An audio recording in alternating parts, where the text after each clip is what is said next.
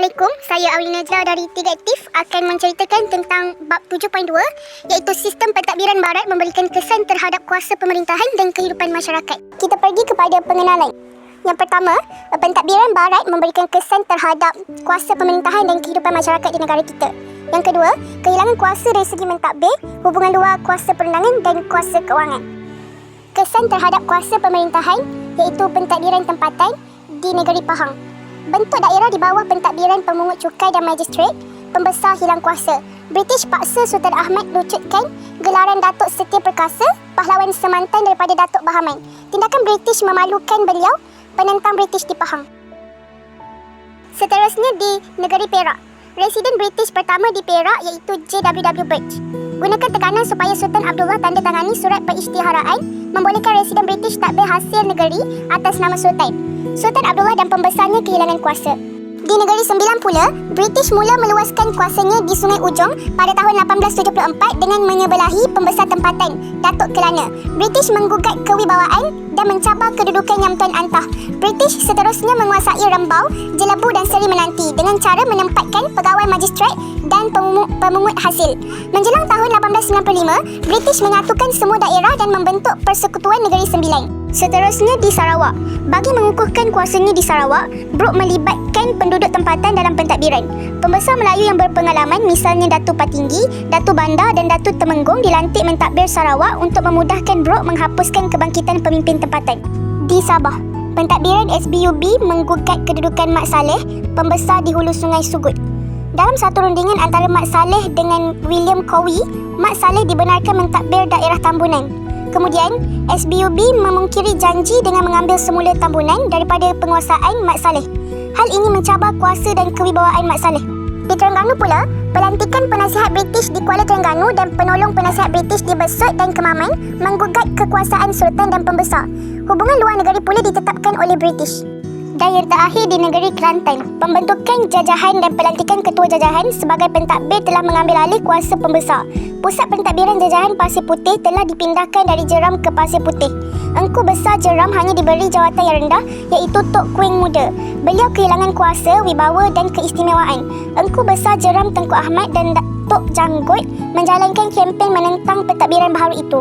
Yang kedua iaitu perundangan tempatan di Nanning. British berusaha melaksanakan undang-undang barat di Nanning. Tindakan British mencabar bidang kuasa penghakiman yang dimiliki oleh Dul Said dan mengganggu sistem perundangan Nanning yang berlandaskan adat perpatih. Yang kedua, Perak. Pembinaan balai polis dan pelantikan Kapten Speedy sebagai penolong residen dilarut mengurangkan kuasa Menteri Ngah Ibrahim mentadbir kerana beliau diminta menerima nasihat daripada Kapten Speedy. Dan yang terakhir di Pahang, konflik antara Datuk Bahaman dengan British di Pahang menjadi lebih serius apabila British mendirikan balai polis di Lubuk Terua. Tindakan British menyebabkan kedudukannya sebagai penguasa undang-undang tergugat. Dan yang terakhir bagi kesan terhadap kuasa pemerintahan iaitu kewangan tempatan. Di Perak, pembatalan pajakan pungutan cukai dan larangan mengutip cukai oleh J.W.W. Birch di Kuala Sungai Perak menyebabkan Sultan Abdullah, Menteri Ngah Ibrahim dan pembesar Perak terjejas pendapatan mereka. Di Pahang pula, dengan pengenalan pegawai magistrat dan pemungut hasil, Datuk Bahaman dan pembesar lain yang berkuasa ditawarkan allowance bulanan yang sangat kecil. Misalnya, Datuk Bahaman ditawarkan allowance £70 sahaja sebulan. Para pembesar Pahang tidak berpuas hati dengan allowance tersebut dan membantah tidak akan mematuhi keputusan Majlis Mesyuarat Negeri. Kita pergi kepada poin yang seterusnya iaitu kesan terhadap kehidupan masyarakat. Kesengsaraan kepada rakyat. British memperkenalkan pelbagai jenis cukai terhadap tanah, hasil hutan dan tumbuh-tumbuhan. Contohnya di Kelantan, Majlis Mesyuarat Negeri mengeluarkan perisytiharan sistem pungutan cukai yang baru dikuatkuasakan pada 1 Januari 1915. Hal ini menjejaskan kehidupan penduduk tempatan. Cukai terhadap petani di Pasir Putih. Sebelum pentadbiran British, kutipan cukai berdasarkan jumlah keluaran. Sekiranya hasil tanaman sedikit, maka cukai yang dikenakan adalah rendah. Tanah yang tidak diusahakan dikecualikan daripada cukai. Jenis cukai tanah pertanian. Kadar cukai yang dikenakan 4% seekar hingga RM1.20 seekar. Selepas kedatangan British, setiap penduduk mesti melaporkan jumlah keluasan sawah padi yang dimiliki. Setiap tanah yang mempunyai keluasan 400 depa persegi dikenakan cukai sebanyak 3 kupang, iaitu 3% setahun. Semua pemilik tanah diwajibkan membayar cukai. Cukai tanaman dan binatang ternakan. Pokok durian 12 1/2 sen sepokok. Pokok kelapa berbuah 3 sen sepokok. Pokok pinang 1 sen sepokok. Sirih 5 sen sejunjung. Lembu dan kerbau 20 sen seekor setahun. Masalah membayar cukai. Penduduk Pasir Putih, Kelantan menghadapi masalah membayar cukai kerana pejabat bayaran cukai terletak jauh dari tempat tinggal mereka. Bayaran cukai hanya boleh dijelaskan semasa waktu pejabat. Penduduk yang enggan membayar cukai ditangkap dan didenda. Keadaan ini menyebabkan penduduk semakin benci kepada British. Seterusnya, bercanggah dengan nilai tempatan. British melaksanakan beberapa perubahan baharu dalam pentadbiran yang bertentangan dengan nilai tempatan. Misalnya, penduduk Terengganu memerlukan surat kebenaran untuk mengambil hasil hutan, membuka tanah untuk petempatan atau berhumah.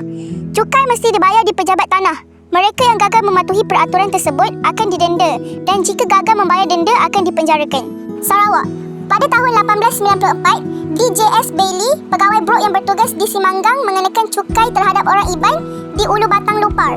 Beliau mengeluarkan arahan memusnahkan rumah panjang yang dibina di kawasan sempadan Sarawak dengan kawasan Belanda di Kalimantan.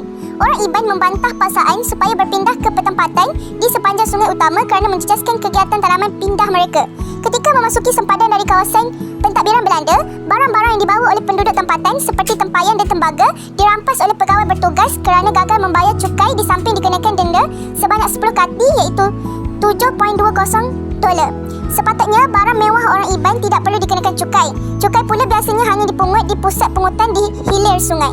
Di Sabah pula, SBUB memperkenalkan pelbagai jenis cukai yang membebankan rakyat. Cukai yang dikenakan oleh SBUB ke atas orang murid. 1 ekar tanah, $1. Kawasan tanah yang melebihi 1 ekar, $2. Hak milik tanah bagi setiap 0.4 hektar, 50 sen setahun. Pokok kelapa yang menghasilkan nira, 25 sen setahun. Segantang beras, 2 sen. Tangkapan ikan besar, $1 seekor. Memelihara anjing, $1 seekor. Dan yang terakhir iaitu layanan tidak adil.